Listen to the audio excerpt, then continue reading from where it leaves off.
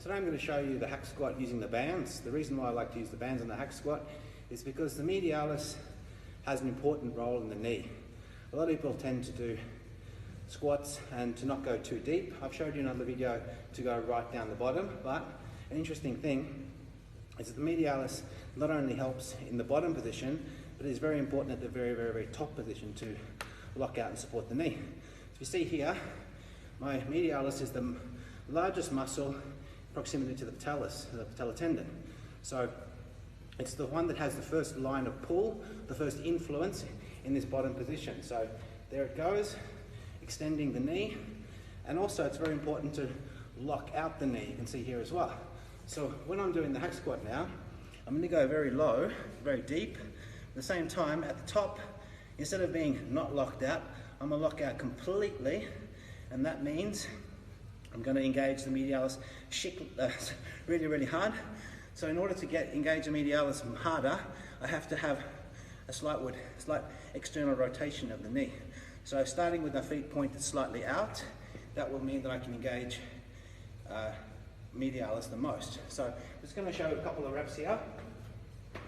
Feet about shoulder width, toes pointed out. A little bit down the foot plate, just because I want to have a little bit more knee flexion. So bands are kicking in. These are two 10-kilo bands, plus I've got two 20s on the other side.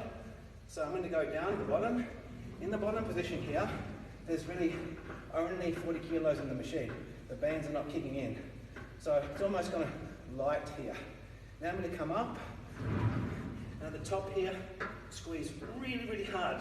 Get my glutes engaged. If I engage my glutes really hard, I can't actually hyperextend the knee because the glutes are keeping my hamstrings locked in place as well. So I'm going to go nice and deep, and explode out of the bottom, and squeeze really hard at the top.